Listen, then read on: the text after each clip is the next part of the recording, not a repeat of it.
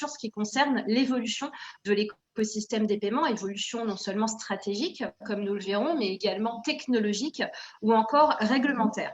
Donc, ce qu'on peut dire au niveau de l'actualité, c'est que ce soit du point de vue de la transformation digitale, des technologies émergentes à l'image de l'IA ou encore de la blockchain ou encore du concept d'instantanéité du paiement qui intervient de plus en plus, que ce soit sur la partie service ou la partie relation client, l'univers de la monétique est complètement bouleversé aujourd'hui et est caractérisé par de multiples mutations technologiques et stratégiques. En première ligne de ces évolutions, les banques africaines sont donc confrontées à de multiples enjeux. Parmi les 3 enjeux clés que je souhaitais partager avec vous à l'occasion de ce webinaire, donc, dans un premier temps, assurer l'efficacité servicielle entre fonctionnalité technologique et sécurité des process. Comme vous le savez et comme on peut le voir notamment dans la réglementation européenne, l'équilibre entre innovation technologique et sécurité est vraiment le fer de lance de la réglementation en matière de paiement. C'est une situation qui s'applique non seulement à l'écosystème européen, mais également à d'autres régions du monde. Je pense par exemple au Brésil, où on a une véritable évolution en ce moment dans le sens de la digitalisation, avec par exemple l'avènement de l'open banking qui date de 2020, et en complément un regard très attentif du régulateur, la Banque centrale brésilienne, qui souhaite favoriser cette digitalisation tout en garantissant la sécurité. Autre sujet en lien avec cet équilibre entre innovation technologique et sécurité, tous les enjeux qui fleurissent et qui sont d'actualité, que ce soit sur l'écosystème européen ou africain, sur par exemple des problématiques de lutte contre le blanchiment de capitaux ou encore de financement du terrorisme. Et comme vous le savez, sur ce point, les régulateurs du marché sont très assidus en matière de construction législative et d'adaptation des textes en lien avec les usages observés sur cette partie. Deuxième point clé que je souhaitais partager avec vous à l'occasion de ce webinaire, l'intégration progressive des nouveaux usages et des innovations technologiques. Donc, comme je l'ai dit un petit peu plus tôt, on a aujourd'hui une proposition de plus en plus pléthorique de technologies émergentes qui sont propices au renforcement des infrastructures technologiques dans la partie moyens de paiement. Je pense ici à l'intelligence artificielle, à la blockchain ou encore aux cryptoactifs qui suscitent des travaux et des débats à l'échelle internationale. Et donc, il est tout à fait légitime de s'interroger sur la façon dont le monde bancaire africain va intégrer ces nouvelles technologies au bénéfice du renforcement de ses infrastructures et bien évidemment du consommateur final. Pour ce qui est des nouveaux usages, je pense que la période est propice à l'interrogation sur ce domaine, puisque comme nous avons pu le constater lors des 2 sessions Happy Talks qui se sont déroulées ces dernières semaines, la crise sanitaire liée à la Covid-19 a aussi impacté les usages en matière de paiement, et donc nous verrons comment est-ce que les banques africaines appréhendent le nouveau paradigme digital qui se dessine en lien avec ce contexte particulier. Autre interrogation clé que je souhaiterais évoquer pendant ce webinaire, la définition d'un plan stratégique en lien avec les réflexions prospectives qui sont propres à l'écosystème des paiements globalisés. Donc, on le voit aujourd'hui, les réflexions et les stratégies en lien avec le concept d'instantanéité ou encore de cross-border sont de plus en plus prégnantes au sein de l'écosystème à l'échelle internationale, et nous verrons comment est-ce que les banques africaines intègrent ces problématiques et comment est-ce qu'elles s'appliquent dans leur stratégie prospective. Donc, pour réfléchir et échanger sur ces différents sujets, j'ai la chance d'être en compagnie de professionnels du monde bancaire africain qui représentent 3 pays distincts de la région. Donc, c'est plutôt une grande richesse d'un point de vue éditorial. Donc, tout d'abord, Brahima Sinko Koulibaly de BNDA Mali. Bonjour et bienvenue. Bonjour. Bonjour à tout le monde. Et à tous mes collègues et panélistes, je leur souhaite une très bonne réunion. Merci. Merci. Deuxième speaker que je souhaitais vous présenter, donc Hicham Essouneni de Al Barid Bank, positionné au Maroc. Bonjour et bienvenue. Je vous demanderai d'activer votre micro, s'il vous plaît, Monsieur Essouneni. Là, c'est mieux. Voilà. Oui. Donc, bonjour tout le monde. Je suis ravi d'être parmi vous autour de cette table virtuelle. Très bien. Et enfin, notre dernier speaker, Omer Soufo, donc de la banque Afriland First Bank, positionnée au Cameroun. Bonjour et bienvenue, monsieur. Bonjour, et c'est un plaisir pour moi d'assister à cette session. C'est une première et j'espère que les échanges vont nous permettre d'apprendre davantage et de tirer le grand parti de ce webinaire. Très bien, merci à tous les trois. Alors, avant de démarrer le débat, quelques précisions organisationnelles pour ceux qui n'ont pas encore assisté aux sessions Happy Talks. Donc, nous aurons dans l'heure qui suit un débat avec les trois participants. Vous avez à votre disposition un chat si vous souhaitez poser des questions ou interagir, par exemple en partageant des remarques ou encore des témoignages. Et nous consacrerons, après le débat d'une heure, 30 minutes pour partager vos différentes questions et permettre à nos intervenants d'y répondre comme il se doit. Donc, sans plus attendre, je souhaiterais démarrer ce débat avec une première question positionnée pour Monsieur Essouneni, donc une question qui vise à planter le décor. Aujourd'hui, un état des lieux s'impose. Quels sont les principaux enjeux des SI bancaires que vous distinguez dans le domaine du paiement à date et comment l'évolution des usages impacte-t-elle cet univers technologique en mutation ? Oui, merci pour cette question. Donc, je pense pour pouvoir aborder les enjeux liés au IST bancaire et en lien avec tout ce qui est paiement instantané, il y a d'abord les enjeux qui se situent principalement au niveau réglementaire. Je pense qu'on aura l'occasion pour débattre sur ce volet-là. Parce que qui dit paiement instantané, derrière, il y a tout un dispositif, il y a un écosystème qui doit être en place pour permettre un fonctionnement d'interopérabilité et au-delà d'instantanéité. Donc, il y a un volet réglementaire qu'on devra débattre et discuter par la suite.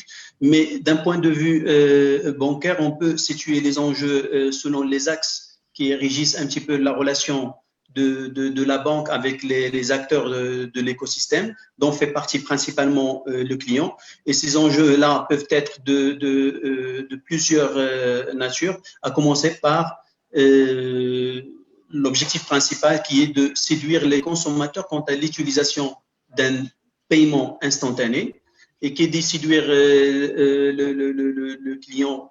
Donc, il faut réfléchir à ces cas d'usage au quotidien. Donc, il faut être capable et en mesure de proposer des solutions qui répondent à des besoins, comme vous l'avez dit dans votre introduction, qui sont en lien direct avec ses habitudes, ses usages au quotidien. Donc, ça, c'est un volet, c'est un enjeu lié aux consommateurs et à ses usages au quotidien.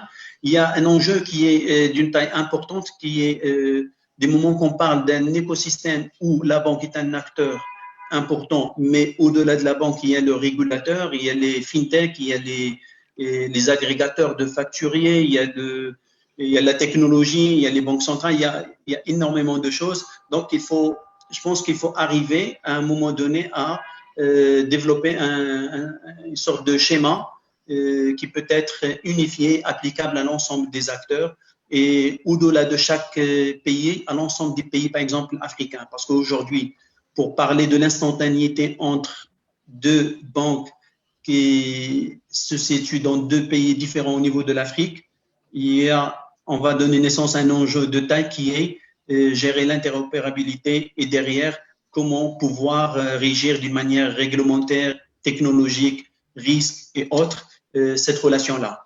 Donc, ça aussi, c'est un enjeu qui peut être de taille. Vis-à-vis des clients, si je reviens aux clients, donc il y a la nécessité, si on parle de développer les paiements électroniques et en conséquence les paiements instantanés. Donc, c'est de pouvoir, derrière les banques et tout l'écosystème, il est amené à investir profondément dans tout ce qui est infrastructure et implémentation des supports technologiques pour pouvoir effectuer ça. Donc, d'un point de vue banque, il y a des enjeux commerciaux, il y a des enjeux technologiques, mais il y a des enjeux d'investissement conséquents et importants. Et il ne faut pas aussi oublier le fait que ce volet-là peut représenter une opportunité pour les banques, mais en même temps, c'est une menace et un risque important parce que effectuer des paiements instantanés entre entre les banques, entre les acteurs, avec la clientèle, ça génère systématiquement un enjeu de risque important qu'il ne faut pas négliger et qui nécessite forcément des investissements importants sur le volet technologique, sur le volet de systèmes anti-fraude et de systèmes qui gèrent et qui réduisent un peu le risque. Donc, c'est des investissements qui peuvent être conséquents et importants. Je reviens sur je porte un peu la casquette du client vis-à-vis des secteurs bancaires et des fournisseurs des services de paiement instantané. Là, il y a la facturation des services qui va entrer en jeu. Si on doit développer ce service, donc certainement vis-à-vis des clients, il y a le volet gratuité de l'opération qui va primer en premier lieu. Et dans l'écosystème, il y a le client, mais il y a les commerçants, parce qu'aujourd'hui, quand on dit paiement instantané, donc c'est soit entre le client et la banque, soit entre le client et les commerces de la place. Et vis-à-vis c'est là où l'expérience qu'on a pu avoir au niveau Maroc peut être pertinente, c'est que depuis quelques mois et même depuis 2 ans maintenant, ou 3 ans, la Banque centrale elle a pris l'initiative pour instaurer un écosystème de paiement par mobile et ça met en jeu et le client et les acteurs de la place, mais aussi principalement le commerçant. Vis-à-vis du commerçant, il y a un enjeu important parce que le commerçant, il peut permettre ce paiement instantané d'un service donné, mais derrière, il a besoin d'être rassuré par rapport au coût de l'opération. Donc, certainement, il va se poser la question, qu'est-ce que ça me coûte versus mon ancien système? Et pour ça, l'enjeu de taille pour le secteur bancaire, ça va être de développer des services qui vont pouvoir intéresser les commerçants pour s'intégrer dans cet écosystème. Donc voilà, donc j'ai essayé de partager un peu quelques éléments sur les enjeux vis-à-vis des banques et de leur SI. Donc il y a des enjeux de taille, qui sont en lien avec le volet commercial, réglementaire, risque, technologique et relations clients. Donc j'espère que j'ai pu répondre à la question, mais bien sûr on aura l'occasion pour approfondir davantage, soit s'il y a des questions qui sont posées par rapport à ça, ou s'il y a besoin de détailler davantage les points que je viens d'aborder. Merci pour vos éclairages, Monsieur Essouneni. Effectivement, on aura l'occasion d'aborder le sujet de la sécurité et de la gestion des risques un peu plus tard dans le débat. Et sur ce point, par rapport à ce que vous avez présenté, j'aimerais rebondir sur le sujet de l'instantanéité que vous avez largement évoqué et m'adresser sur ce sujet à Monsieur Koulibaly. Aujourd'hui, on observe que l'instantanéité devient de plus en plus une nouvelle donne au sein de l'écosystème des paiements, et ce, à l'échelle internationale. On a vu des initiatives sur ce sujet au sein de l'écosystème européen avec l'avènement de l'instant payment pan-européen, notamment grâce à l'intervention de la Banque centrale européenne qui a proposé TIPS pour favoriser cette reachability pan-européenne sur ce moyen de paiement. Mais ce n'est pas tout. On a eu aussi une initiative sur l'instant payment au Brésil avec la solution Pix qui a été lancée il y a quelques semaines. En Afrique, l'instant payment est déjà une réalité au Kenya avec Pesalink, et on a aussi une infrastructure internationale qui se met en ordre de marche avec l'initiative de SWIFT dans ce domaine. Donc ma question pour vous, Monsieur Koulibaly, c'est comment est-ce que l'instantanéité impacte les SI bancaires et comment est-ce que vous y travaillez au sein de votre entité? Ok, merci madame pour cette question. Effectivement, l'instantanéité des paiements au niveau de notre zone commence à prendre de l'importance au niveau des télécoms, mais au niveau des banques, nous n'avons pas un système de paiement en instantanéité. Généralement, au niveau des banques, les paiements sont toujours comptabilisés sur les clients, au niveau des clients, de façon différée. Parce qu'on attend que les régulateurs puissent passer les écritures des règlements au niveau de la BCAO pour qu'on puisse impacter les comptes des clients.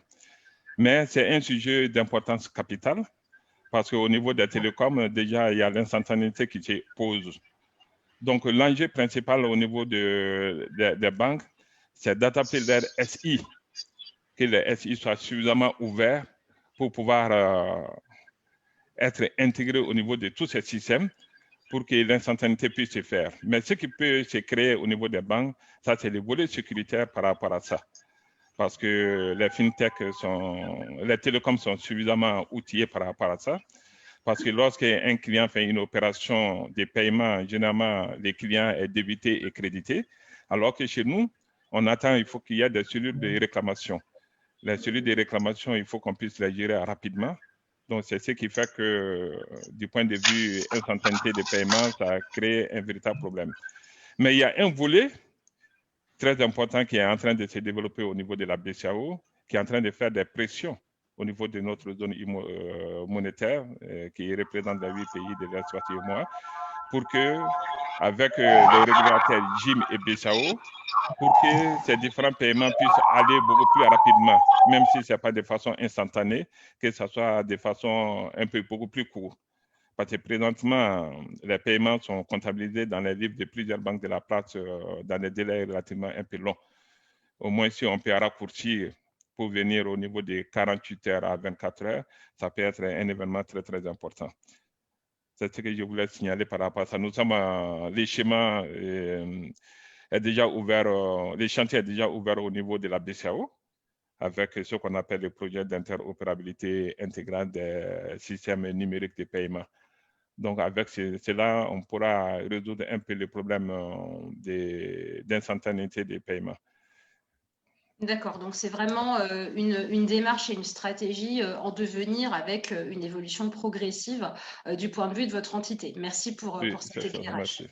Merci. Alors, Monsieur Souffaut, à votre tour, j'aimerais vous interroger sur justement, à l'instar de l'instantanéité, on a aussi d'autres technologies qui impactent de plus en plus l'infrastructure monétique et en matière de paiement. Donc, ces technologies émergentes sont par exemple l'IA, la blockchain, qui suscite de nombreux travaux à l'échelle internationale.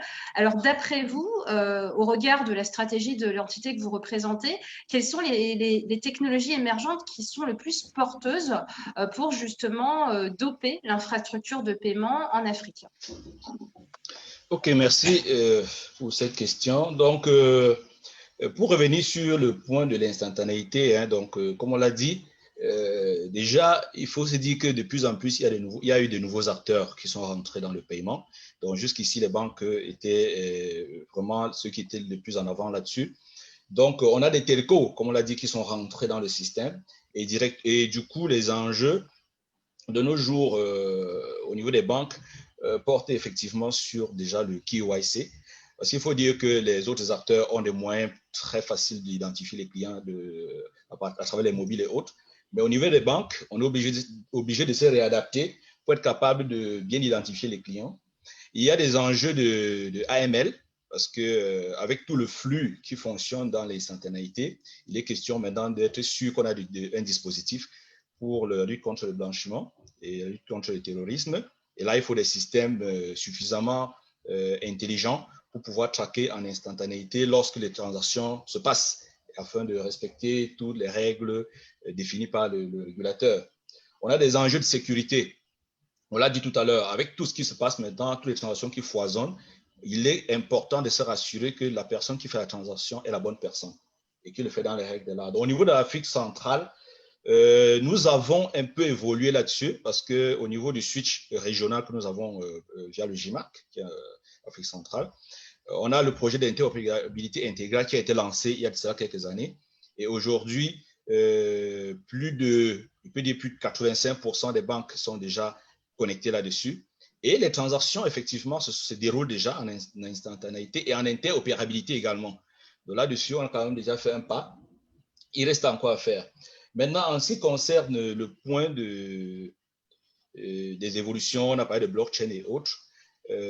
Aujourd'hui, les banques essaient de regarder un peu le côté crypto-monnaie, parce qu'il faut dire que de plus en plus, c'est également un domaine qui se développe dans notre région. On a beaucoup d'entreprises qui commencent d'abord dans l'informel à faire des transactions avant que le régulateur ne les intercepte. Et là, quand on observe, on voit bien qu'il y a un flux important de données, d'argent qui circule dans ces plateformes. Et les banques, donc, sont obligées de regarder, de ne pas rester en arrière. Donc, de plus en plus, les banques se rapprochent de tous ces acteurs et voient comment on peut travailler avec eux pour engranger, pour que le flux qui circule de façon virtuelle et infinie se retrouve à la banque, parce que c'est également ça les règles. Donc, même faire des gens virtuels dans les systèmes de crypto-monnaies et autres, il faut bien que ce soit représenté à la banque. Donc, les banques ne sont pas en reste. On regarde. Et au niveau de Afriland également, nous sommes très attentifs à cela. On échange avec beaucoup d'acteurs et on compte effectivement être présent dans toutes ces nouvelles technologies. D'accord, très bien.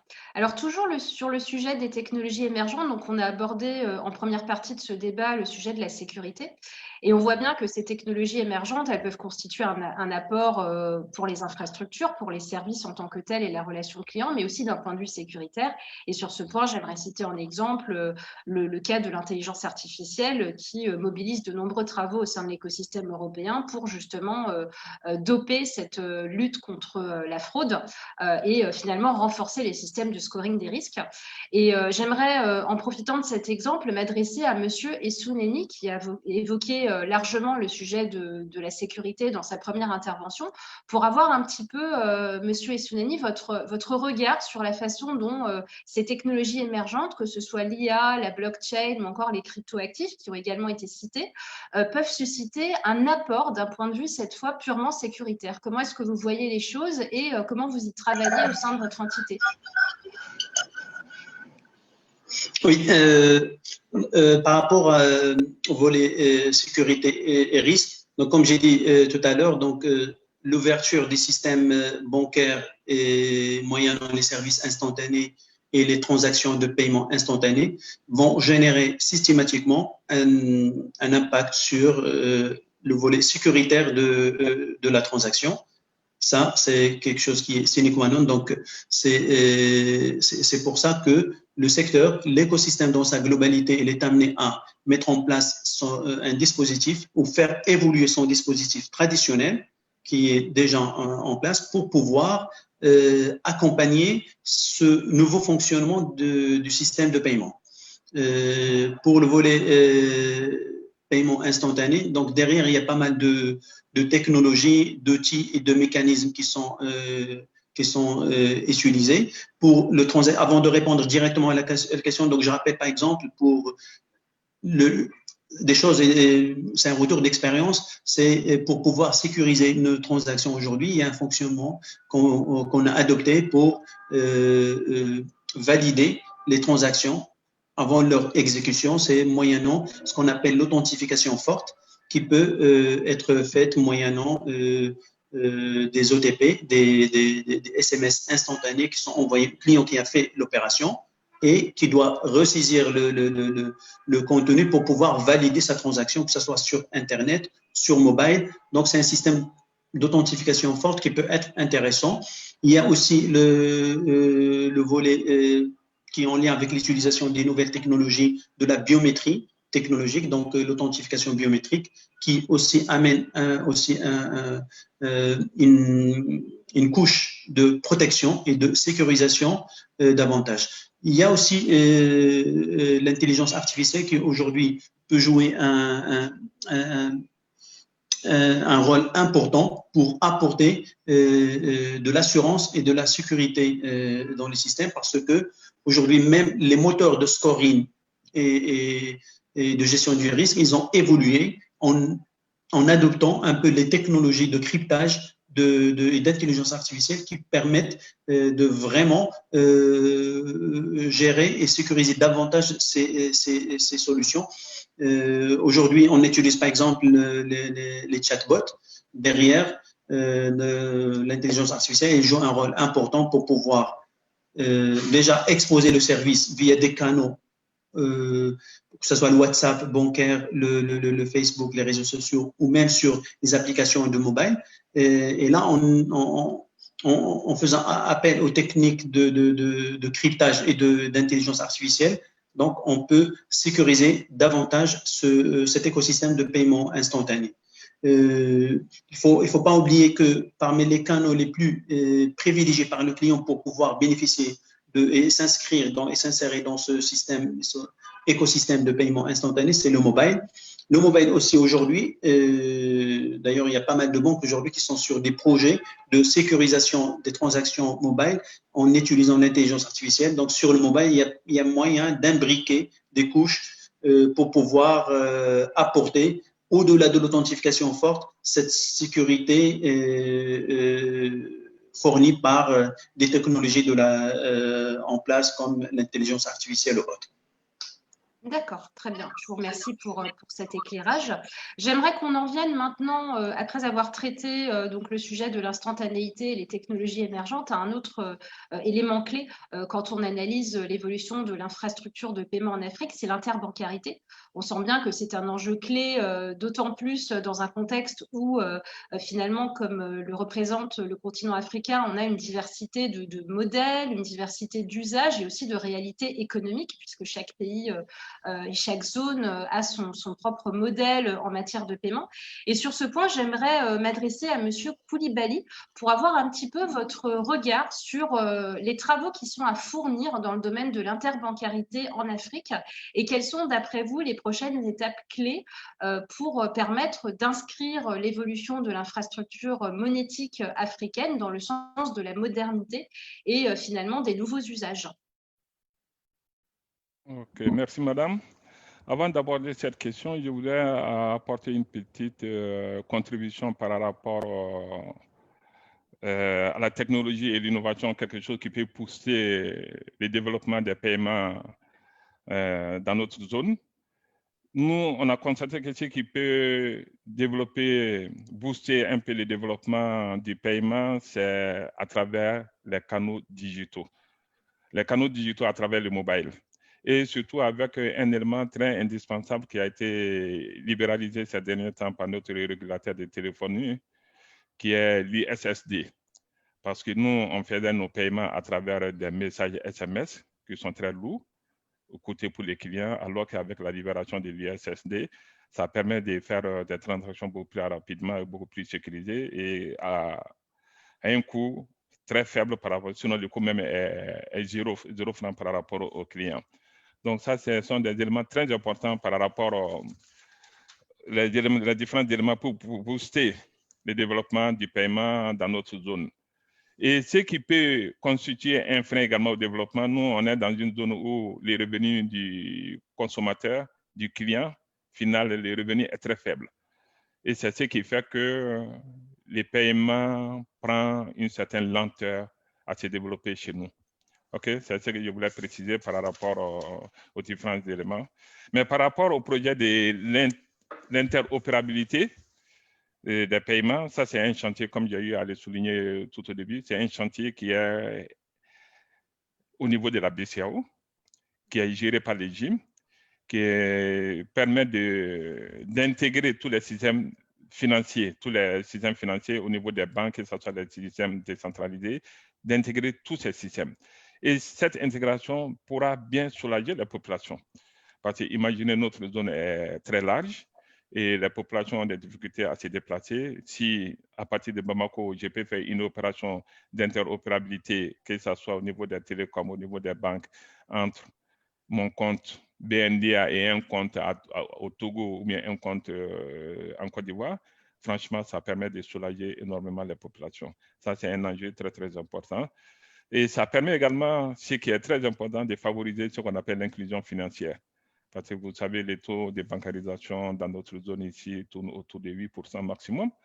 Et avec cette inclusion financière, il faut qu'on puisse développer un peu pour qu'on puisse aller un peu plus loin. Ensuite, ce qui est le plus important pour pouvoir réaliser toute cette interopérabilité, l'enjeu est énorme au niveau des banques. Il faut que nos systèmes, nos SI, soient suffisamment ouverts à travers des API ou autre chose pour pouvoir aller. Donc, ça a un chantier colossal au niveau des banques. Le chantier est ouvert avec les problèmes de Corona. Le chantier est en train de prendre du retard. Sinon, c'était prévu pour janvier 2020. Mais je crois qu'on va rattraper les différents retards. Et ce qui est important par rapport à cette mutualisation des transactions interopérables, il faut qu'au niveau des banques, puissent faire une mutualisation des réclamations. Que les réclamations, parce que les réclamations vont dans tous les sens, que les clients, lorsqu'ils vont faire des réclamations, que nous puissions traiter les réclamations très rapidement. Donc, essayer de mutualiser une centrale de réclamation pour que les clients qui viennent pour faire des réclamations effectuées à travers différents pays puissent être gérés rapidement. Ça permet de sécuriser, de mettre les clients en confiance.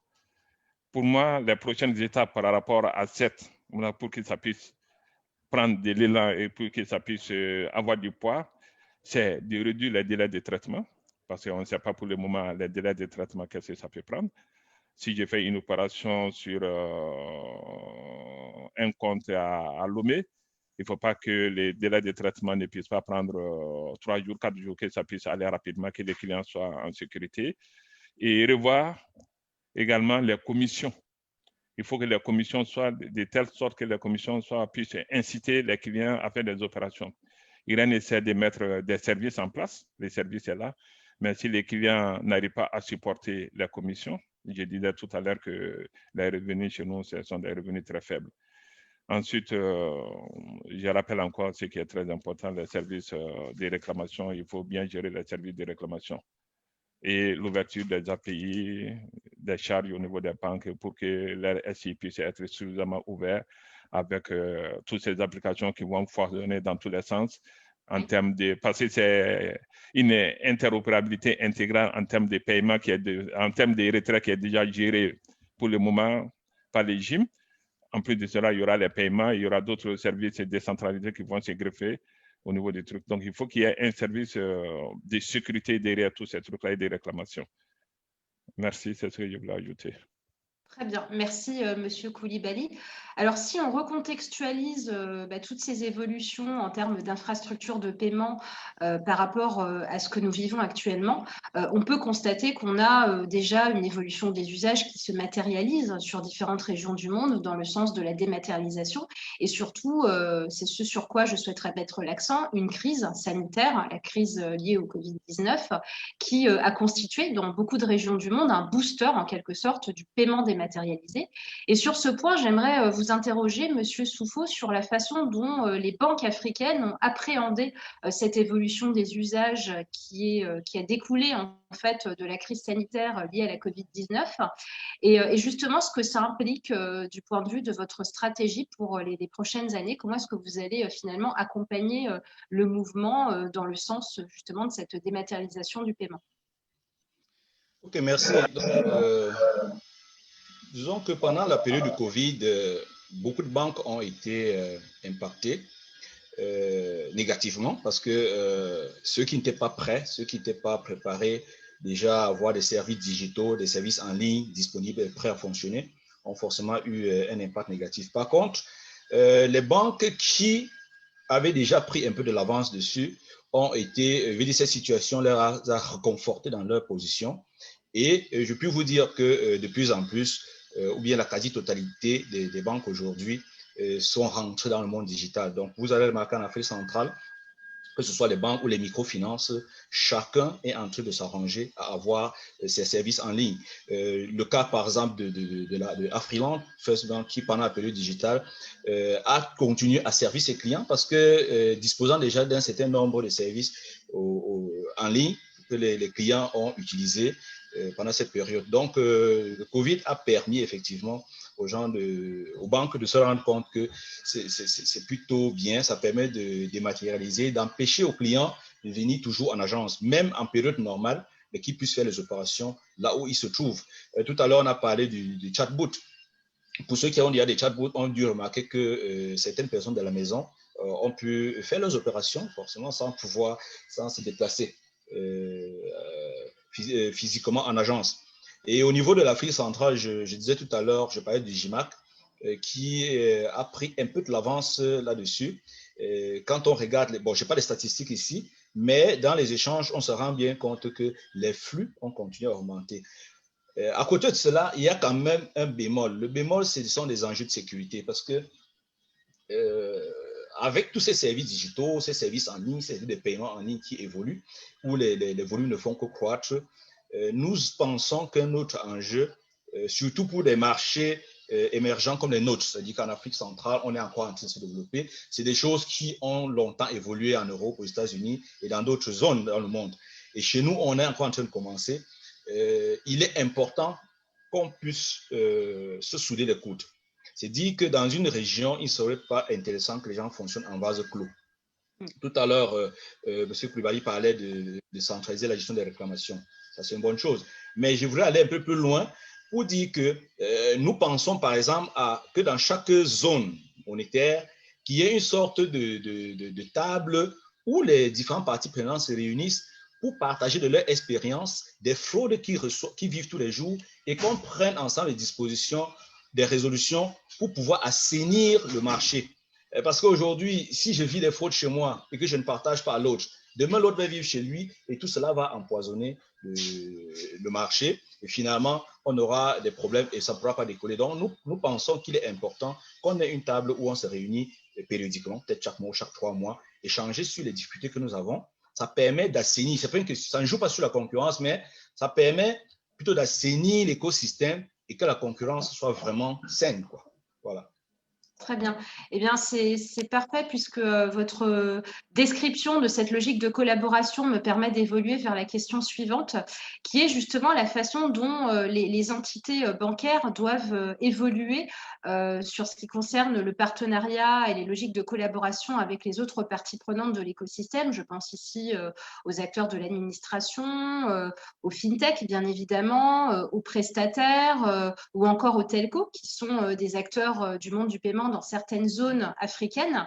Et plus généralement, est-ce que vous pensez qu'on pourrait évoluer en Afrique vers un concept d'open banking où finalement il y aurait une infrastructure ouverte où finalement, le système financier pourrait se transformer en quelque sorte en marketplace financière? Est-ce que c'est un sujet sur lequel vous travaillez déjà au sein du continent africain? On voit que l'open banking est déjà une réalité dans beaucoup de régions du monde, en Europe, par le biais de l'évolution réglementaire des SP2, au Brésil, comme j'ai cité en introduction, mais aussi aux États-Unis ou encore à Singapour. Qu'en est-il de la thématique de l'open banking au sein du continent africain et plus spécifiquement, comment est-ce que les entités bancaires doivent, selon vous, faire évoluer leur logique de partenariat avec les différentes parties prenantes de l'écosystème? Question que j'aimerais adresser à Monsieur Essouneli. Pour faire simple, oui, l'open banking, c'est un objectif, c'est un enjeu, c'est une opportunité maintenant pour l'Afrique. Pour le cas du Maroc, c'est un sujet d'actualité. Je sais qu'en Europe, on a très bien avancé sur le sujet. Au Maroc, on a commencé à en parler et donc c'est en train de se développer. C'est devenu, même au-delà d'une opportunité, c'est vraiment une nécessité aujourd'hui parce que si on se met dans la peau du client, donc le client, de quoi il a besoin? Il a besoin de faire des transactions financières. Donc là, sa banque peut lui offrir ces services-là, mais au-delà de ces transactions, il a besoin de gérer toute son activité au quotidien sur un smartphone. Et pour pouvoir faire ça, donc il y a nécessité de mutualiser, de consolider, d'agréger un ensemble de fournisseurs de services pour pouvoir servir le client. Parce qu'in fine, si on veut réussir ce paiement instantané, ces services financiers digitaux vis-à-vis des clients, il faut qu'il ait la possibilité de tout faire, ou presque tout, sur un seul support.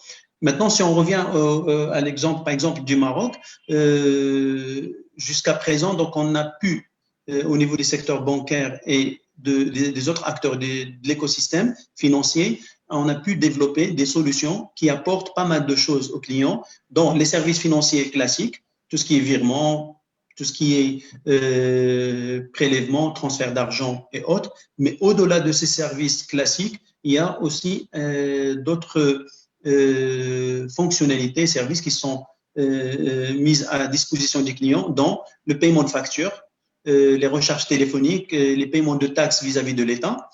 Et pour faire ça, il y a tout un écosystème qui a été construit. Il concerne les banques d'abord, mais aussi les administrations de l'État, le gouvernement, la banque centrale, les agrégateurs de facturiers, parce que d'un côté, j'ai l'administration ou un facturier télécom ou un autre fournisseur de services qui veut mettre à disposition son service. Pour optimiser l'écosystème, il est important de disposer de ce qu'on appelle des agrégateurs de facturiers pour pouvoir interagir d'une manière optimisée vis-à-vis des banques et vis-à-vis des facturiers. Donc ça permet de constituer tout l'écosystème vis-à-vis du client. Et une fois ça maintenant c'est fait, mais c'est pas suffisant parce que il y a d'autres choses qu'il faut maintenant exposer vis-à-vis du client. Il y a d'autres services dont il a besoin. Et là, l'open banking peut constituer une opportunité importante et même une nécessité. C'est vrai que vu du côté banque, donc il y a toute la gestion de la donnée du client, il y a la protection de la donnée personnelle, il y a le risque d'exposer les données, mais en même temps, il y a l'opportunité parce qu'il y a moyen de monnayer et monétiser un peu ces services-là. Donc, pour résumer, le recours à l'open banking est une nécessité et en même temps une opportunité. Ça va permettre de consolider davantage l'écosystème qui a été mis en place, de l'enrichir et de le rendre très accepté, très fiable vis-à-vis du client final. Et in fine, on va atteindre la finalité qui est de permettre au client d'accéder à l'ensemble de ces services d'une manière digitale, sécurisée et conviviale. Très bien, merci pour cet éclairage. Alors, toujours sur le sujet de la collaboration entre parties prenantes, j'aimerais qu'on effectue un focus sur les acteurs connexes. Donc, les acteurs que je qualifie de connexes sont les acteurs qui interviennent sur le marché des paiements, mais de façon relativement indirecte, par exemple l'administration publique. Et il est vrai que quand on analyse le marché de la monétique en Afrique, on doit prendre en compte des réalités économiques et sociétales et surtout l'importance de l'inclusion financière dans certaines zones. Et sur ce point, j'aimerais interroger Monsieur Koulibaly sur justement le rôle que peuvent jouer les acteurs connexes dans finalement cet accompagnement de l'évolution des usages et comment est-ce que les acteurs bancaires travaillent avec cette typologie d'entités pour favoriser une évolution fluide et sécurisée vers de nouveaux usages. Ok, merci. Bon, ce qu'on appelle les administrateurs connexes, tels que l'administration publique, les télécoms et les entreprises, je pense que chacun a son rôle à jouer par rapport à ces secteurs. Si je commence par l'administration publique, de notre niveau ici, ce sont les facteurs de facilitation dans la gestion au niveau des taxes, des impôts et de la réglementation. Parce qu'il y a trop de réglementations, des éléments réglementaires parfois qui freinent certains développements de certains services. Donc, si l'administration publique, qui est la gérante de la bonne cohésion au niveau de la gestion économique du pays, puisse faciliter les taxes, les impôts et les différentes réglementations, ça permettra de donner un pouce, un accélérateur très important au niveau de ce secteur. Mais par rapport aux télécoms, les télécoms, je pense que leur rôle important, c'est de donner à la disposition des banques des réseaux très fiables et très sécurisés. Tout ce qui est la sécurité, derrière les différentes transactions, il faut que les transactions puissent passer de façon très sécurisée et de façon fiable. Donc ça si les télécoms arrivent à jouer ce rôle, ça c'est très, très important.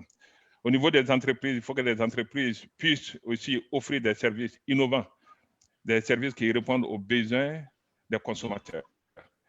Même si les télécoms mettent à la disposition des banques des réseaux fiables, sécurisés et que les taxes sont à hauteur des souhaits, mais si les services ne répondent pas aux besoins des consommateurs, ça ne pourra pas être utilisé.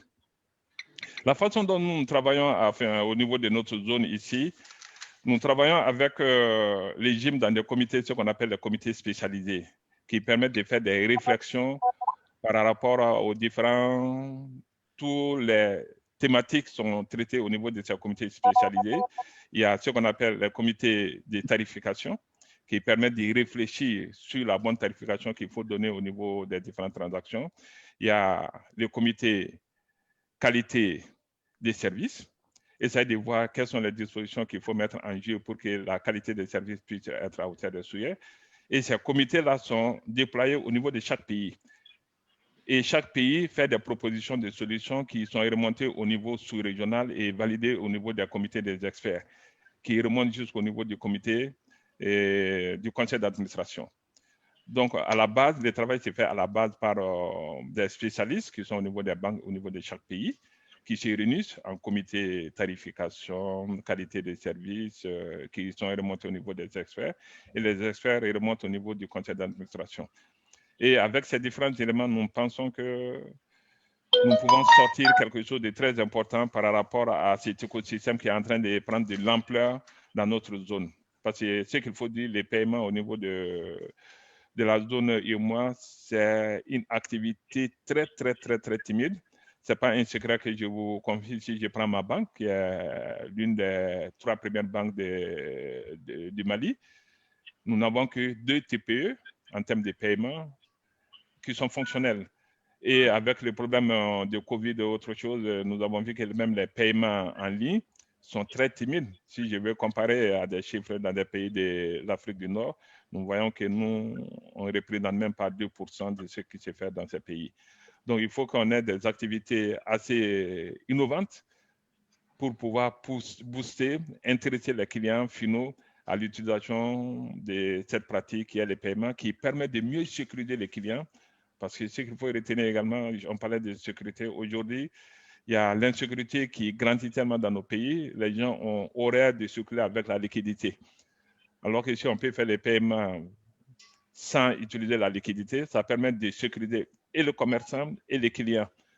Donc, c'est une activité, les conditions sont là pour que l'activité puisse prendre de l'élan, mais ça dépend de tous ces travaux qui doivent se faire en arrière-plan pour que l'activité puisse aller de loin. Merci.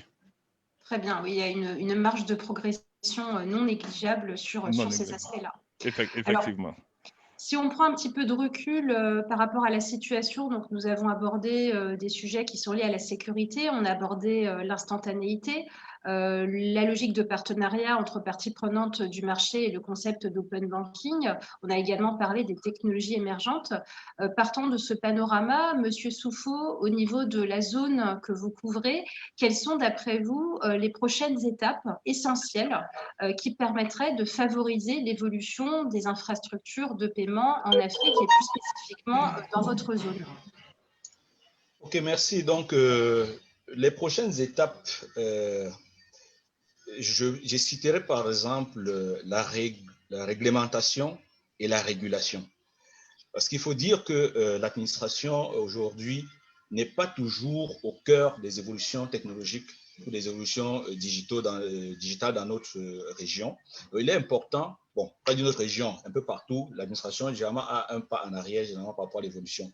Mais il serait important qu'il puisse faire une immersion dans toutes ces évolutions pour comprendre le fonctionnement afin de définir des règles qui puissent permettre aux différentes parties prenantes d'être en confiance dans tout cet écosystème, mais en même temps de pouvoir permettre que même les différents partenaires étrangers, lorsqu'ils arrivent, qu'ils soient à l'aise de se déployer dans notre région. Ça également, c'est un point qui pourrait permettre de favoriser. Il y a maintenant la régulation.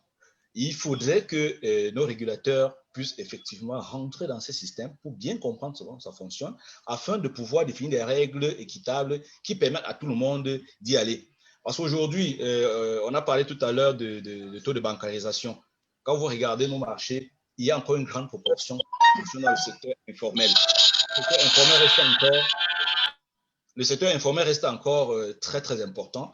Or, en grande partie, c'est la confiance. Il faudrait que les usagers, les parties prenantes se sentent en confiance en utilisant les systèmes qu'on met à leur place, parce que le système est sécurisé, parce que la réglementation les couvre et parce que la régulation permet que les gens soient complètement à l'aise là-dedans. Tout à l'heure, on parlait je vais faire un petit break sur le open banking.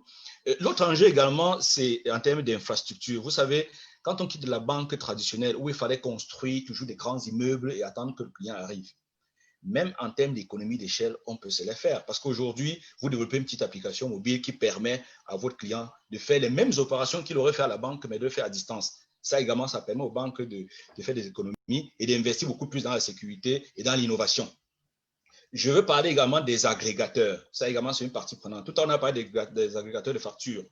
Je voudrais aller un peu plus loin dans les agrégateurs des services. Parce qu'aujourd'hui, avec tout cet écosystème, si chaque banque pense qu'il va faire un one-to-one avec chacun, on ne s'en sortira pas. Donc, il est important que des agrégateurs, effectivement, puissent se mettre en place et permettre donc d'interconnecter tout le monde pour offrir davantage de services aux clients et finalement à toutes les parties prenantes. Voilà, merci.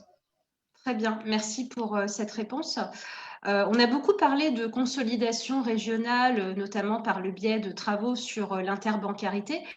J'aimerais qu'on en vienne à un autre sujet clé qui est certes un petit peu plus prospectif, mais néanmoins important, c'est le sujet du cross-border. On voit que c'est un sujet clé dans l'évolution de l'écosystème des paiements sur plusieurs zones du monde. On le voit notamment avec les travaux sur l'initiative BRICS-PEC que j'ai citée dans les sessions Happy Talks précédentes.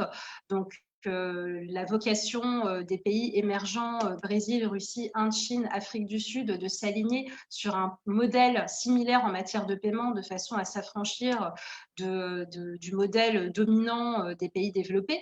On a aussi des passerelles internationales que je qualifierais de naturelles qui ont été mises en place, par exemple, entre la FinTech des pays de péninsule ibérique, Espagne, Portugal et les FinTech latino-américaines via l'alliance ibéro-américaine de la FinTech.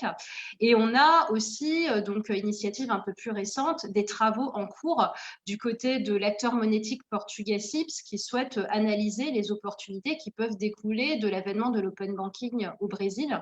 Donc, vous le concevez relativement aisément, une logique d'alliance naturelle basée sur le même socle linguistique et culturel entre la monétique au Portugal et la monétique au Brésil. Compte tenu du positionnement des pays africains et des passerelles naturelles qui peuvent découler aussi bien avec des pays anglophones, francophones ou encore lusophones, si on prend en compte l'Angola et le Mozambique. Qu'en est-il des perspectives en matière de stratégie sur le cross-border au sein des différentes entités que vous représentez? C'est une question qui s'adresse à vous trois. Donc, qui souhaite répondre en premier?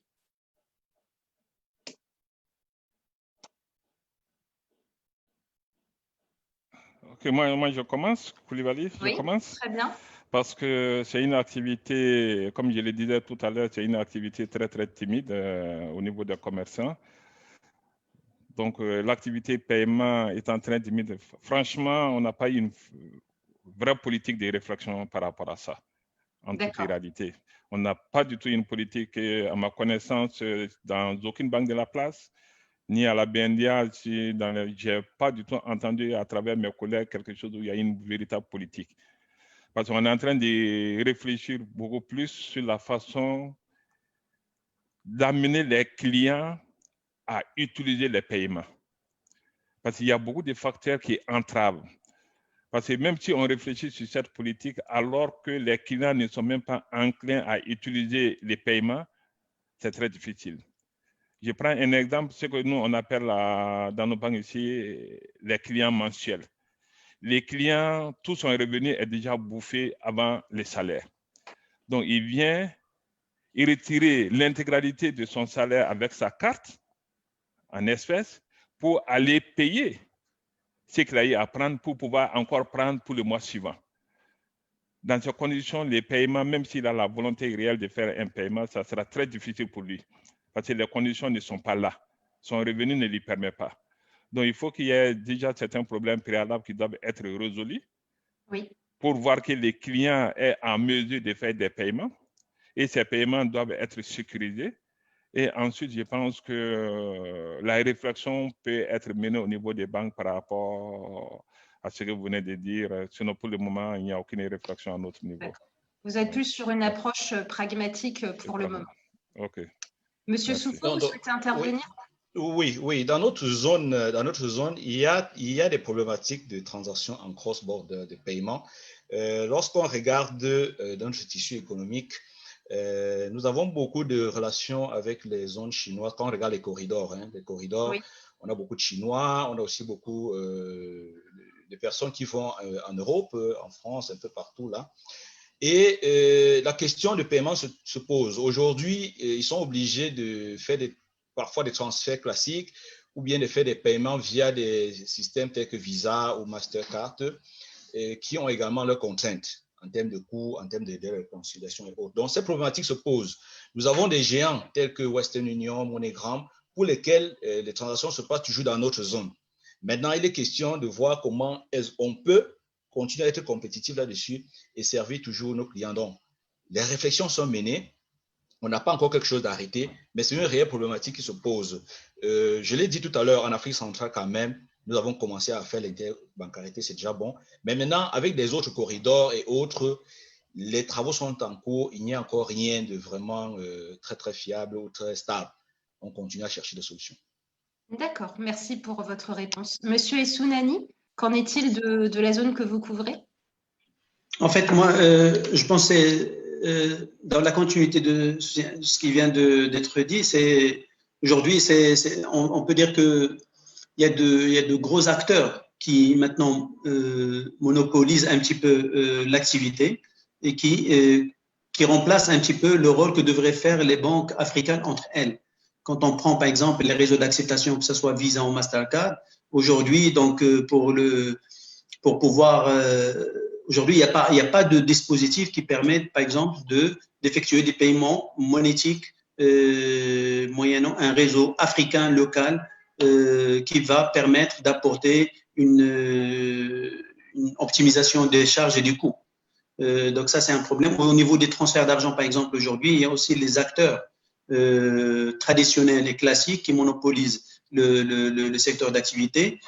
Peut-être que je peux dire qu'il y a aujourd'hui de grandes opportunités, que ce soit dans tout ce qui est paiement monétique ou transfert d'argent, pour les banques africaines. Mais pour arriver à mettre en place un écosystème qui permet un peu d'exposer les services dans d'autres pays, de faire un petit peu des services financiers transfrontaliers, il est important que la réglementation locale et africaine suivent et apportent un petit peu les solutions pour ça, pour ouvrir un petit peu les frontières et les portes.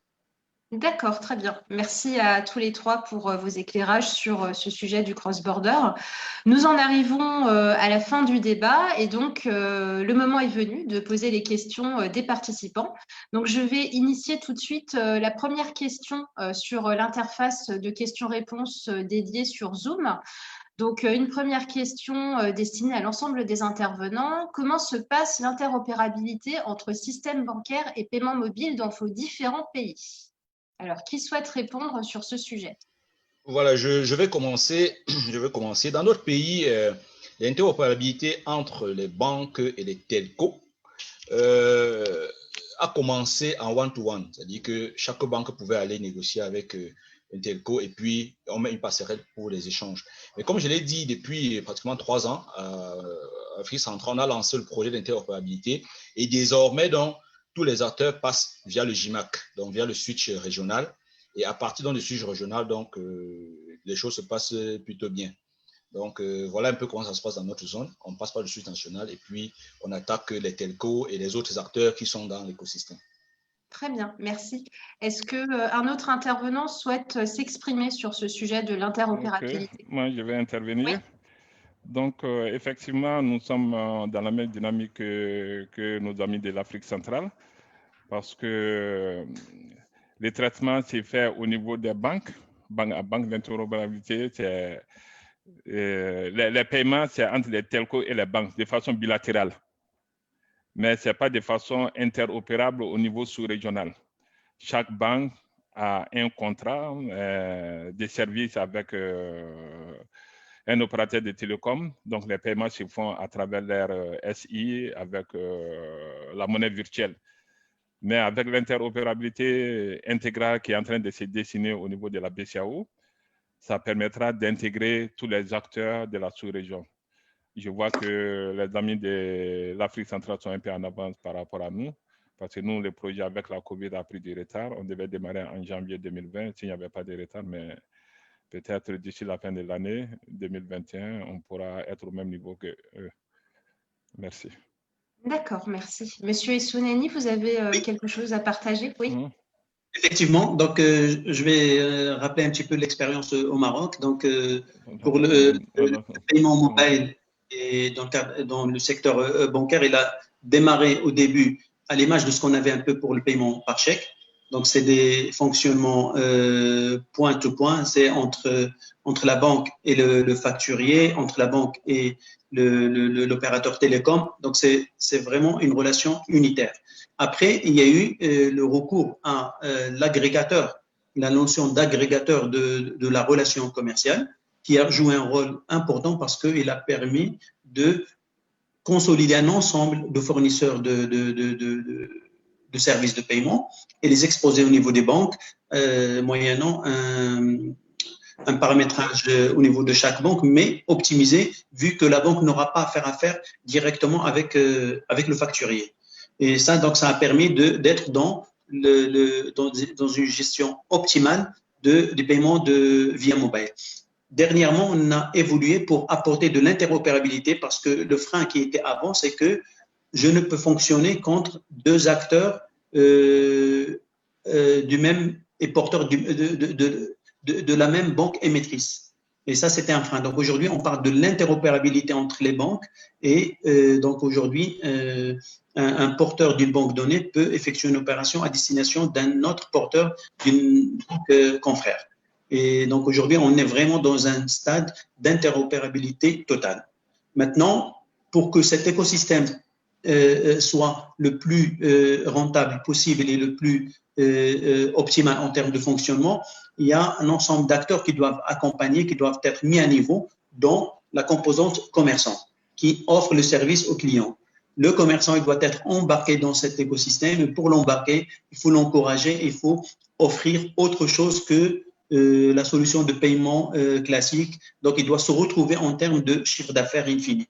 Parce qu'on a beau à investir dans les plateformes technologiques et dans les services exposés, mais si les acteurs et la cible de cet écosystème ne jouent pas le jeu, il n'est pas embarqué dans l'écosystème, ça ne va pas prendre forme. Aujourd'hui, on est très optimiste parce que le client final, il a pris part dans cet écosystème. Donc aujourd'hui, la part des transactions numériques est vraiment une part importante par rapport à l'ensemble des transactions financières. Donc, on peut être optimiste par rapport à ça, mais il y a des efforts à faire par ailleurs au niveau des commerçants et en termes d'encouragement et d'accompagnement pour adopter le paiement mobile. D'accord, merci pour cette réponse détaillée. Alors, on a une deuxième question qui porte sur un sujet que nous avons évoqué pendant ce débat, à savoir l'open banking. Alors, la question est, en Europe, c'est le régulateur qui a, entre guillemets, forcé l'open banking via la DSP2, malgré la réticence des banques qui voyaient un danger de disruption par les fintechs. Les banques africaines sont-elles plus ouvertes? Alors, question pour tous les trois, donc je vous laisse répondre selon votre appétence. Bon, ok, je vais prendre la parole en premier. Donc, les banques africaines sont-elles plus ouvertes? Peut-être pas suffisamment. Pas suffisamment. Je crois que, comme je l'ai dit dans les échanges, nous sommes encore dans les débuts, nous sommes encore en train de nous développer. C'est vrai que certains ont un peu de l'avance sur d'autres, mais de façon globale, il y a encore beaucoup à faire pour faire du open banking. Aujourd'hui, nous retrouvons un peu par-ci, par-là, ce qu'on appelle chez nous des agent banking, c'est-à-dire qu'on crée des petits points de rue où une personne peut s'asseoir avec un parapluie et être capable de faire toutes les opérations qu'on fait à la banque. Ça permet aux gens de le faire à distance, de ne même pas forcément venir. Aujourd'hui, il y a des applications mobiles que certaines banques développent qui permettent que les gens font des opérations à distance. C'est en train de venir petit à petit, mais ce n'est pas encore au niveau où on peut dire que nous sommes complètement ouverts. Je crois qu'il y a encore à faire. Il y a beaucoup à faire. D'accord, merci. Est-ce que quelqu'un d'autre souhaite réagir? Oui, monsieur Koulibaly. Ok, d'accord, moi je vais réagir.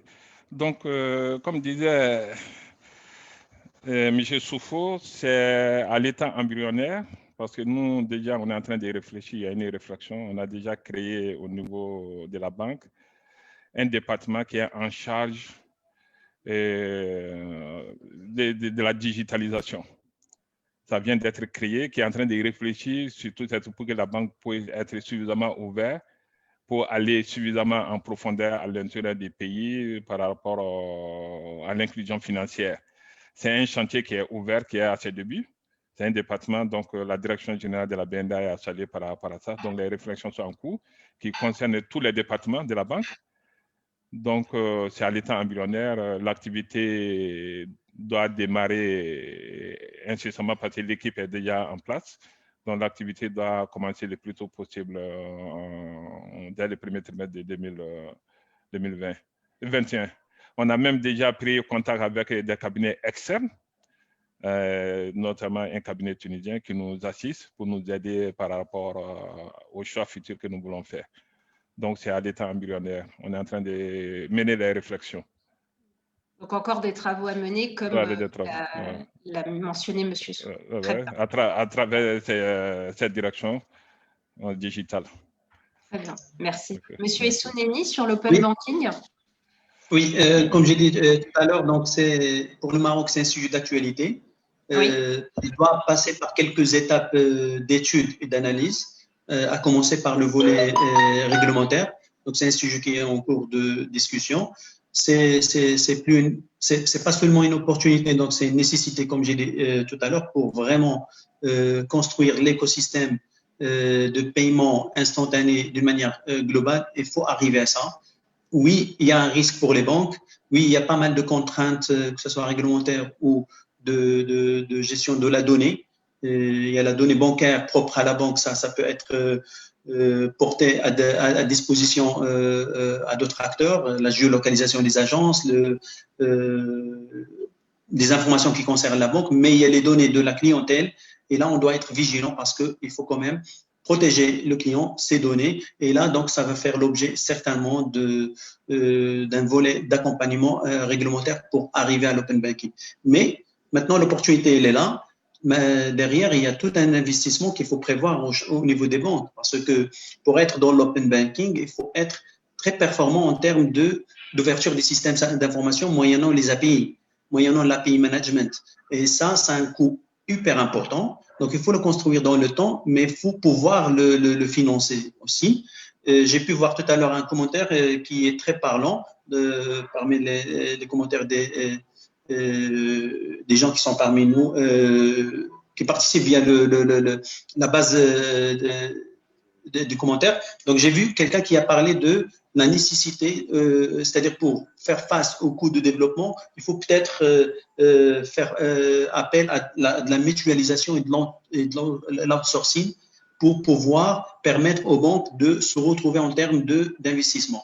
Et ça, pour moi, ça peut être vraiment un levier important parce que derrière l'open banking, il y a tout un investissement technologique, infrastructure qui est très, très, très lourd. Et donc, in fine, il y a l'opportunité, mais il y a le coût et il y a le risque. Donc, tout ça, c'est un ensemble de choses qu'il faut gérer pour pouvoir se permettre d'être dans l'open banking. Mais c'est une opportunité, c'est d'actualité au Maroc et ça va arriver très, très bientôt. D'accord. Peut-être qu'un ajout, juste simplement pour dire que nous avons remarqué, parce que de plus en plus quand même, en termes de développement sud-sud, on se rend compte qu'on est un peu plus performant, on est un peu plus efficace. Parce que par le passé, quand on importait des solutions qu'on a vu fonctionner dans d'autres cieux, on vient les déposer chez nous, parfois ce n'était pas toujours au rendez-vous. Mais on s'est rendu compte que de plus en plus, quand on travaille avec les partenaires sud-sud, comme je dis, on se comprend mieux, on est dans nos réalités et ça nous permet effectivement de construire quelque chose de façon graduelle qui peut nous permettre d'arriver. On a parlé tout à l'heure de outsourcing. Alors, le outsourcing chez nous, c'est vrai, c'est une opportunité, mais en même temps, on a d'autres préoccupations sur les télécommunications. C'est vrai qu'Internet, bon, aujourd'hui, on peut faire des calls, on échange, mais lorsqu'il s'agit de faire des transactions, si on veut outsourcer tout un service ailleurs et le fonctionner, il y a vraiment des enjeux de télécommunications, Internet, des enjeux de stabilité en termes d'électricité et eau. Et là encore, il faudrait que l'administration, les gouvernements rentrent en jeu pour qu'on puisse trouver le moyen de fiabiliser ces infrastructures sur lesquelles on peut effectivement construire tous ces systèmes en toute confiance. Voilà. Bien, merci pour ce complément, Monsieur Soufou. Alors, je vais essayer de poser quelques questions qui ont circulé via le chat pour qu'on ait quand même une harmonisation au niveau des questions qui sont posées par les participants. Et j'en vois une qui me semble tout à fait intéressante. Quel est le niveau de développement du wallet M-Paiement dans vos pays et quels sont les freins? Alors, une question pour vous trois également. Donc, je vous souhaite répondre, je vous laisse répondre selon votre appétence. la situation du wallet et du M-paiement. Bah, cette fois-ci, je vais wallet. commencer. Je vais peut-être prendre la parole, si on me le permet. Allez-y, monsieur Essouneni. Ensuite, je vous donnerai la parole, monsieur Soufou. C'est parfait. Pour le M-Wallet, donc aujourd'hui au niveau Maroc, il est bien déployé. Il est en mode interopérable. Donc, on peut faire des transactions entre des porteurs et des commerçants de banques différentes. Donc, cette interopérabilité, elle a pu avoir lieu parce qu'il y a eu un projet de paiement mobile national qui a été piloté par la Banque centrale et qui a eu le courage d'anticiper sur le sujet il y a quelques années et de le concrétiser depuis maintenant 2 ans presque. Donc aujourd'hui, c'est quelque chose, un écosystème qui est en place. On a la solution pour ça. On a les développements des différentes banques qui ont été faites et c'est fonctionnel. Maintenant, la limite de fonctionnement par les wallets, c'est l'adoption de la wallet. Tout à l'heure, j'ai parlé du client. Donc aujourd'hui, c'est adopté, c'est utilisé, donc c'est très, très fonctionnel et c'est encourageant. Mais pour pouvoir fonctionner avec les wallets, donc il faut, par exemple, l'utilisation la plus basique, c'est de pouvoir payer un service chez un commerçant moyennant son wallet. Aujourd'hui, pour le faire, donc j'ai le porteur qui est porteur de wallet et j'ai le commerçant qui a un wallet avec des caractéristiques différentes. Maintenant, ce commerçant-là, il faut pouvoir l'intéresser et l'embarquer dans l'écosystème moyennant plusieurs leviers qui peuvent être à caractère fiscal, qui peuvent être en lui apportant de la valeur ajoutée moyennant d'autres services qu'on met à sa disposition, c'est-à-dire au-delà des paiements par wallet, je peux lui dire que ton application va te permettre de faire des services de paiement de facture, de recharge, de transfert d'argent, de cash-in, de cash-out, pas mal de services qui peuvent intéresser le commerçant pour l'embarquer dans cet écosystème. Et ça, pour moi, c'est le vrai frein et la limite qu'on a constaté jusqu'à maintenant. C'est pour ça qu'on peut dire que l'écosystème n'a pas encore pris la vitesse qu'on souhaite. Et donc, tous les ingrédients sont là. Mais il manque pour moi un acteur important qui est le commerçant qu'il faut qu'on arrive à l'intéresser pour pouvoir jouer le jeu et adopter ces nouvelles solutions. Merci. Monsieur Soufou, allez-y. Oui. Donc, au niveau de notre zone, le paiement mobile est assez prometteur. Je vais dire assez prometteur parce que les premiers acteurs qui ont pris de l'avance dessus, c'était les telcos. Donc, avec du mobile money, de Orange Money et tout, ils ont pris de l'avance, ils ont commencé à récupérer les clients. Avec donc cette nouvelle acteur, les banques se sont réveillées, il faut le dire, ils se sont réveillés et beaucoup en ont compris que là-dessus, il y a une grande niche de clients qu'on pourrait effectivement embarquer pour finalement les faire devenir des clients de la banque. Donc, des clients qui ont des comptes bancaires véritables. Donc, du coup, beaucoup de banques se sont lancées. Aujourd'hui, on a beaucoup de banques qui ont des solutions mobiles. C'est vrai, mais en termes d'utilisation, c'est encore faible. En termes d'utilisation, c'est encore faible. Et un des freins, effectivement, comme l'a dit mon copanéliste tout à l'heure, c'est l'acceptation par les commerçants. Aujourd'hui, les commerçants acceptent difficilement. C'est encore très lourd d'accepter de se faire payer par du wallet. Peut-être parce que, je l'ai dit tout à l'heure, il y a peut-être un problème de confiance, il y a peut-être un problème de délai de règlement dans son compte bancaire en fin de journée, il y a peut-être toutes ces choses qui doivent encore être fiabilisées et pour que le commerçant se sente rassuré. Donc, je l'ai dit, hein, il y a même l'administration, la réglementation et la régulation qui doit également rentrer en jeu pour davantage rassurer toutes les parties prenantes à ce que, une fois que vous avez accepté un paiement via le mobile, vous êtes couvert jusqu'au bout. Il y a également ce volet pour lequel il faudrait qu'on fiabilise pour rassurer davantage les parties prenantes. D'accord, merci. Monsieur Koulibaly, est-ce que vous avez des éléments à partager sur ce sujet wallet M-paiement? Ok, j'ai quelques éléments à apporter, bien que l'activité est extrêmement timide à notre niveau. Et au niveau des wallets, c'est des contrats qui se trouvent entre les télécoms et certaines banques qui permettent d'approvisionner les comptes entre les deux unités de valeur au niveau des télécoms et les comptes bancaires pour pouvoir faire les transactions. Mais les paiements se font beaucoup plus au niveau des télécoms. Mais les paiements mobiles franchement, c'est une activité très, très, très timide qui n'a pas encore décollé. C'est au niveau des télécoms seulement que les paiements se font. Mais au niveau, sinon, nous-mêmes, on a un service mobile de paiement disponible au niveau de nos clients, mais on n'enregistre pratiquement aucune transaction de façon mensuelle par rapport à cette activité, qui sont liées à plusieurs la confiance du client. Ils ont aujourd'hui beaucoup plus confiance aux télécoms par rapport aux activités mobiles en termes de paiement, parce que les paiements télécoms ont démarré très tôt. Les gens ont déjà pris goût et commencent à pratiquer cette activité. Mais au niveau des banques, franchement, c'est toujours très timide. Mais je sais que c'est une activité porteur. Ça va se développer dans les 2-3 années à venir. On n'a pas le choix. Dans le cas de la digitalisation que nous sommes en train de réfléchir, peut-être si on arrive à mettre en place des services innovants qui peuvent attirer les clients, il n'y a pas de raison que les clients ne vont pas adhérer. Avec un volet réflexion sur la tarification, tous ces éléments qui sont autour, je pense qu'on pourra sortir quelque chose qui peut intéresser les clients. Mais pour le moment, c'est une activité qui se limite uniquement au niveau des télécoms. D'accord. Je pense également qu'il y a un challenge au niveau de l'éducation. Bon, pas éducation dans le sens basique, enfin, au niveau de la communication et de la promotion. Pédagogie, oui. Voilà, communication et la promotion des paiements mobiles. Parce que il faut dire que ce sont des nouveaux services qui arrivent et la population n'est pas toujours au fait de ces évolutions. Ils ont leurs préoccupations, ils ont leur activité quotidienne qui les occupe énormément. Il est donc question que les banques et toutes les autres entités puissent trouver des moyens de vulgariser ces produits et afin que le commerçant ou le client comprenne que finalement, il a un intérêt véritable à y aller.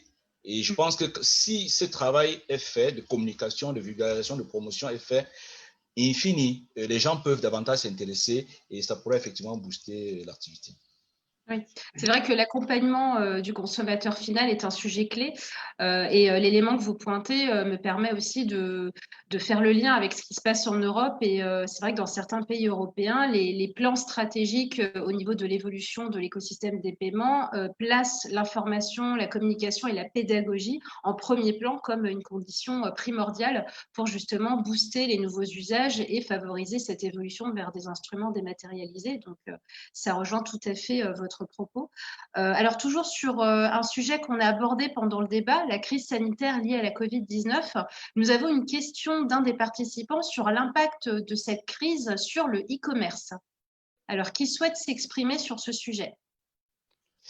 Oui, moi. Donc, le e-commerce, déjà en Afrique centrale, n'est pas suffisamment développé. C'est pas suffisamment développé. On a encore beaucoup de problématiques en termes d'identification des adresses des personnes. Donc, c'est pas suffisamment développé. Mais quand même, on a quelques entreprises qui offrent ces services aux clients tout doucement et qui, je peux dire que les gens s'y intéressent. Déjà, autour de nous, on remarque que des gens de plus en plus font des paiements en ligne. On les livre au bureau ou bien on les livre aux endroits indiqués. Il y a des centrales où on paye et puis on livre à un seul endroit et pas récupérer. Donc, il y a ces aspects qui sont en train de se développer petit à petit, mais ce n'est pas encore véritablement au rendez-vous. Mais je pense quand même que la COVID a permis aux gens de savoir que c'est un mode qui peut leur permettre de continuer à vivre même lorsqu'ils sont confinés. Donc, de plus en plus, j'ai des collègues, par exemple, qui aujourd'hui font des paiements en ligne, on les livre au bureau ou bien on les livre à un endroit, ce qu'ils ne faisaient pas avant. Donc, c'est quelque chose, ça a permis quand même de faire comprendre aux gens que c'est un mot qui peut les aider, mais ce n'est pas suffisant. Il y a encore à faire pour parfaire ce côté-là et développer véritablement le e-commerce en Afrique centrale. D'accord, merci. Est-ce que quelqu'un souhaite apporter des compléments? Oui, monsieur Issouni. Oui, donc pour ma part, donc je vais juste partager un petit peu le sentiment qu'on a eu durant cette crise sanitaire. Donc, il y a eu une évolution importante en termes de paiement et commerce et en conséquence, utilisation forte de nos moyens de paiement concernés, qui est la carte. Et il était important d'accompagner cette montée en charge par la gestion un peu du risque et des éléments de gestion des moyens de paiement sur le e-commerce, dont la dotation, parce que pour pouvoir, par exemple, effectuer des paiements sur des sites étrangers, il faut derrière avoir une dotation accordée par l'Office d'échange, par l'instance de réglementation des échanges de monnaie avec l'étranger. Et donc, là, par contre, il y a des freins vis-à-vis du client parce qu'il a une limite par rapport à l'utilisation de sa dotation et en conséquence de sa carte pour effectuer ses paiements. Il y a l'évolution aussi du risque qui a été constatée parce que le développement de l'activité a engendré le développement des pratiques de fraude sur le e-commerce aussi. Mais on sait très bien que c'est toujours deux volets qui vont ensemble et c'est pour ça fait que côté banque, c'est une contrainte forte qui s'ajoute, qui est le renforcement des dispositifs de gestion de la fraude et du risque qui est engendré par l'utilisation des cartes sur le e-commerce. Oui, puisque la fraude suit effectivement les innovations et les fraudeurs ont tendance à s'inscrire sur les pratiques nouvelles qui sont par définition plus vulnérables. Monsieur Koulibaly, je crois que vous avez aussi des éléments à partager sur le e-commerce dans le contexte du Covid. Effectivement, la Covid a joué de façon négative à notre activité e-commerce parce que les rares transactions qui se faisaient étaient beaucoup plus destinées par rapport à l'achat des billets d'avion et des réservations d'hôtels. Du moment où les voyages ont été interdits, donc l'activité a pris du plomb. Donc, nous pouvons dire que ça a joué de façon très drastique sur l'activité. Parce que les Maliens, nous sommes des grands voyageurs, les gens voyagent beaucoup. Donc, ils n'arrivent plus à faire des réservations d'hôtels, ils n'arrivent plus à acheter les billets d'avion parce qu'ils représentent à peu près dans les 70% de nos transactions e-commerce. En plus, quelques clients qui achetaient des marchandises pour les faire venir,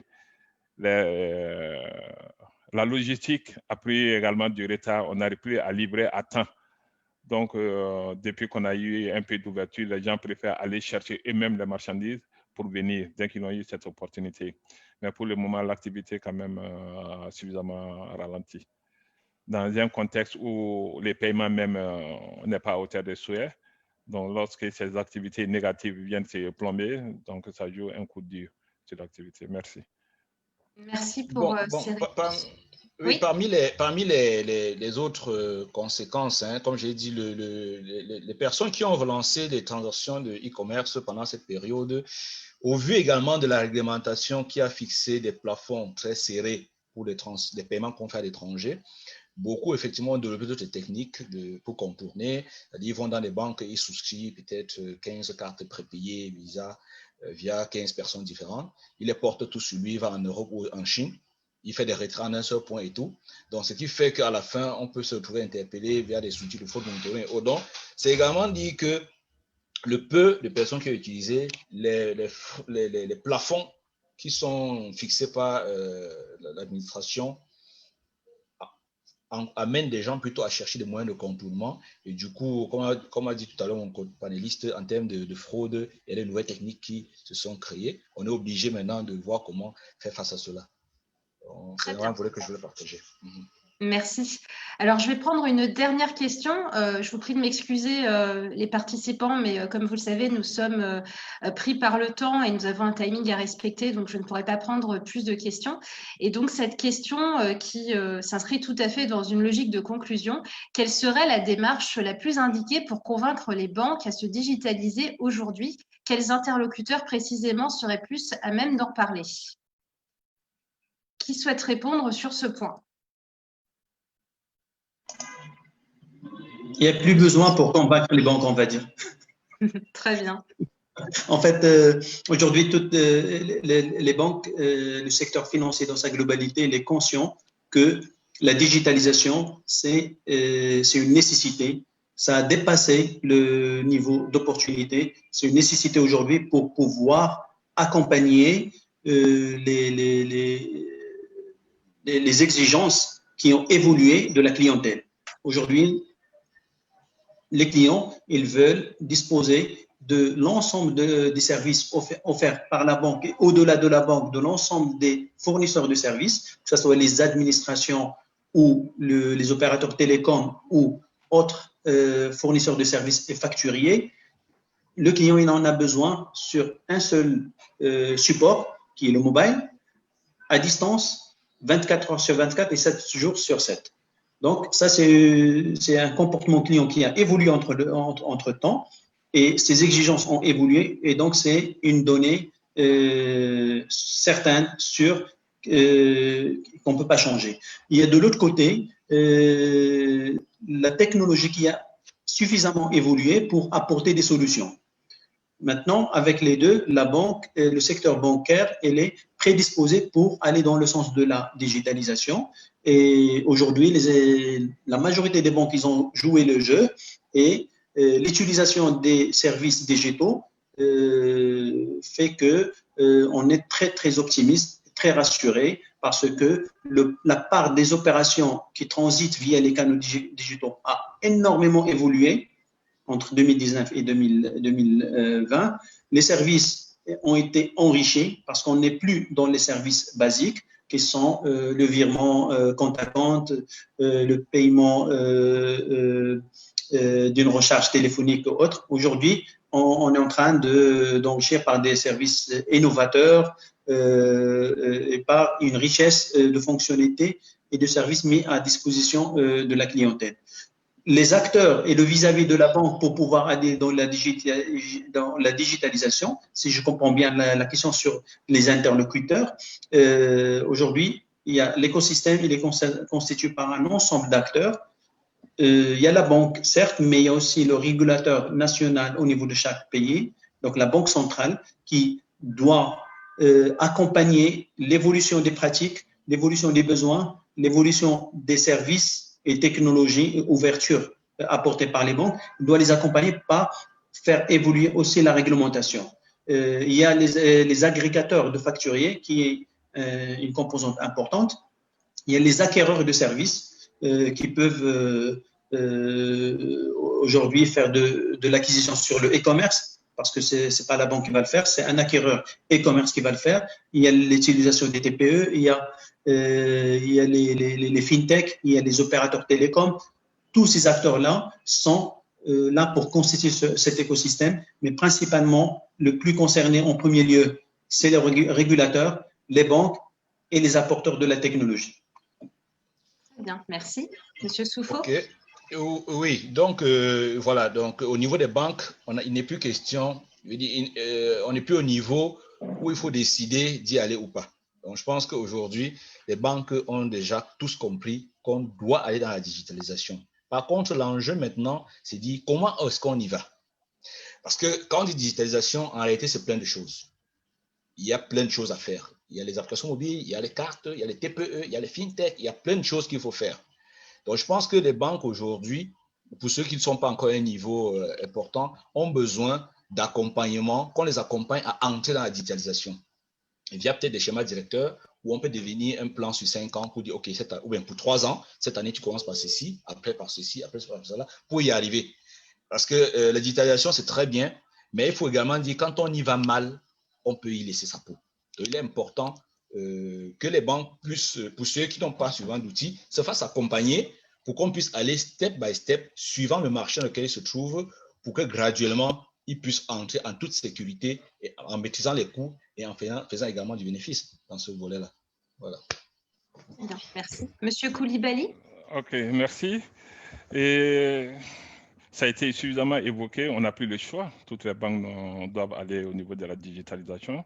Je parlais tantôt que nous, on a déjà créé un département en charge uniquement de la digitalisation et on s'est fait assister par un cabinet d'experts étrangers qui sont des Tunisiens dans la matière pour savoir pas à pas comment il faut aller vers cette digitalisation. Et l'objectif principal qui a été déjà dégagé, où la direction générale a donné son feu vert, parce qu'on a vu que c'est incontournable et c'est quelque chose qui peut nous apporter suffisamment d'argent. C'est ce que le manager veut. J'investis dans cette activité. En contrepartie, qu'est-ce que je peux gagner? Donc, il y a eu un business plan par rapport à ça. Tous les volets sont déjà calés. et nous sommes en train de faire les premières démarches pour pouvoir sortir certains produits digitaux. On a déjà même sorti certains produits au niveau de ce qu'on appelle au niveau des tablettes, au niveau d'Internet, avec le mobile. Avec Internet, on peut accéder à certains services bancaires. Au niveau de l'ordinateur, on peut les faire à distance. Donc, les services, on a déjà programmé pas à pas quels sont ce que nous devons faire au niveau du premier trimestre, au niveau du second trimestre, avec l'aide du cabinet. Je pense qu'on est sur la bonne voie avec l'intelligence et la capacité de nos partenaires tunisiens. Sinon, dans tous les cas, c'est incontournable. Toutes les banques, personne n'a pris le choix. Il faut aller vers la digitalisation. C'est l'avenir des banques aujourd'hui. Merci. Très bien, ça fait une bonne conclusion, Monsieur Koulibaly. Nous arrivons à la fin de ce débat, donc je tiens à vous remercier tous les trois pour la qualité de vos interventions. Merci beaucoup. Et merci également à l'ensemble des participants pour leurs interactions, que ce soit des questions ou encore des remarques qui ont été partagées sur le chat et sur l'interface questions-réponses de Zoom. Donc, merci à tous et je cède tout de suite la parole à e-conférence pour le mot de la fin. Merci Andrea. Et Alex, il faudra désactiver vos micros. Donc, merci Andrea, merci à nos chers panélistes pour ces 90 minutes d'échange et de partage de qualité. Et surtout, ils n'ont pas hésité à répondre présent à notre invitation malgré un emploi du temps très chargé. Merci à nos chers spectateurs aussi qui ont rendu le débat encore plus riche à travers les questions posées. Et on s'excuse encore une fois si on n'a pas pu prendre l'ensemble des questions ainsi. Nous espérons vous revoir très prochainement pour une nouvelle webconférence qui sera sûrement prévue pour le début de l'année prochaine. Et j'en profite pour vous souhaiter une excellente fin d'année aussi. Et espérons que le débat était à la hauteur de vos attentes, chers participants. Et petit rappel pour les participants qui n'étaient pas au début, donc on vous donne rendez-vous le 16 et 17 septembre 2021 à Apid, à Marrakech, Inch'Allah. Je vous souhaite une excellente fin de journée. À bientôt. OK, merci. Merci, à très bientôt. Merci.